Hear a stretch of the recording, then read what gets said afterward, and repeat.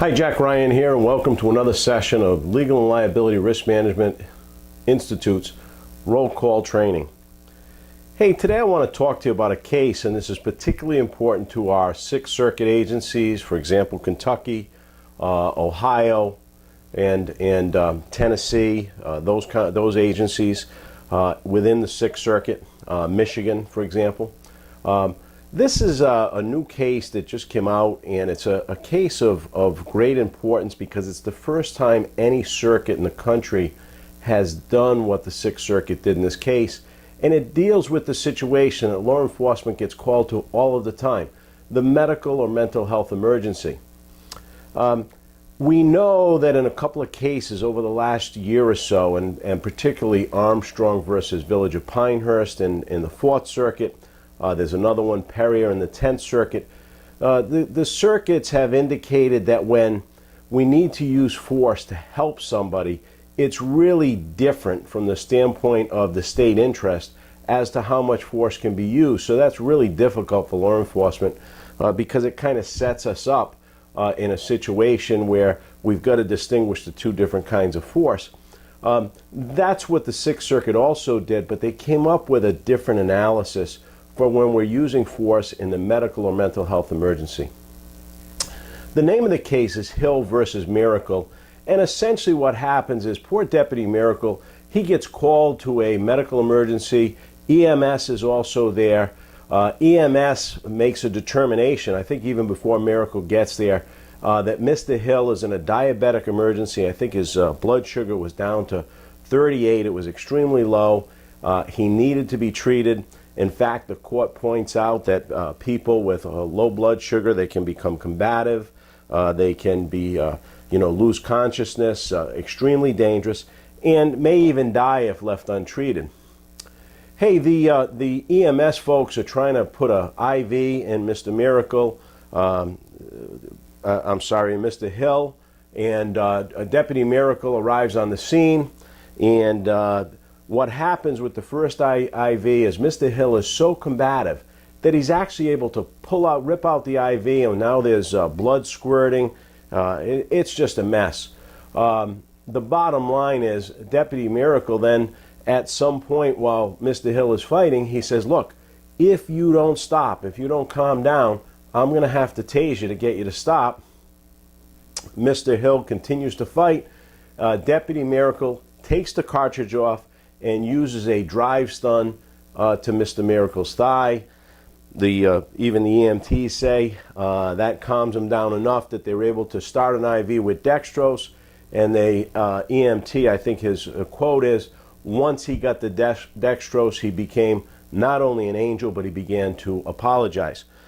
In some sense, between the EMTs and Deputy Miracle, they probably saved Mr. Hill's life, but as often is the case in some of these, lawsuits, I call it no good deed goes unpunished. And that's essentially what happens here. Mr. Hill then brings a lawsuit against Deputy Miracle, arguing that excessive force, the taser, was used when he was in a medical emergency and problematic. Now, we know that we always apply the Graham principles, the three-part test from Graham versus Connor, to any use of force case. And that's essentially what the trial court does. They look at this in terms of Graham, and they say, three-factor test. How serious is the offense? And they correctly point out, there is no offense. We're trying to help this guy. We're not trying to arrest him, so there's no criminal offense committed here that the officers are trying to make an arrest. Is the subject actively resisting or attempting to evade arrest by flight? No, because we're not trying to arrest him. The court says, and I love this part of it, because the court says it's like sending a batter into the batter's box with 2 strikes against him. In other words, there's 2 strikes against the officer right out of the box on the Graham three-part test, because they're not making an arrest for a serious offense, or any offense for that matter, and Mr. Hill is not actively resisting or attempting to evade arrest by flight because they're not planning on making an arrest.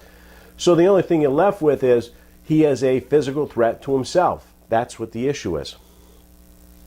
The Sixth Circuit actually comes up with a new 3-part test. And the first part of the test is, and I'm going to paraphrase here, but I'll get it pretty close, and and certainly you'll see, I'll quote it in the video so you can read it yourself. But the first question in these cases, in the Sixth Circuit at least, is the person in a medical emergency such that they cannot make a rational decision as to getting help for themselves? And two, are they in a situation where they are a danger because they can't make this rational decision? Are they a danger to themselves or a danger to others? Question two, so that's question one.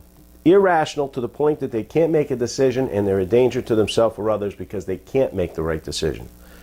Question two is, would some degree of force, and the court uses this word, would some degree of force ameliorate?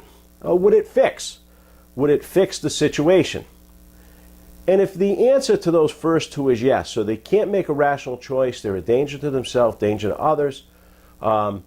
Question two is a yes. Would some degree of force ameliorate or fix the situation? In this case, getting him controlled through the use of the taser in the drive stun mode. Did that get him controlled? Yes, it did. Was that a reasonable choice? That really goes to the third question. The third question is, hey, look, was the force that was used excessive? So it kind of flips it. Was it excessive in any way based on the circumstances the deputy faced? In this case, the court says yes. Mr. Hill was not in the right frame of mind because of his diabetic attack to make a rational decision, and as such, he was a danger to himself. He could die. Two, would some degree of force ameliorate or fix the situation? Yes. And was the force that the deputy chose, was it excessive? And the court says no, it was not. Ultimately, under the facts of this case, the court says, hey, this was a reasonable and objectively reasonable use of force based on this new three-part test that they announced. The court does point out that they're not saying that the taser will be a valid tool in every single medical emergency, but it was valid in this one. It was objectively reasonable. So again, bottom line, if you work in the Sixth Circuit, we want to change policy. We want to add this to training. We want to give the officers this other analysis. Hey, in the case where it's a medical emergency, mental health emergency, think about these factors as opposed to the grand factors. Hey, thank you for joining us, and as always, please be safe out there.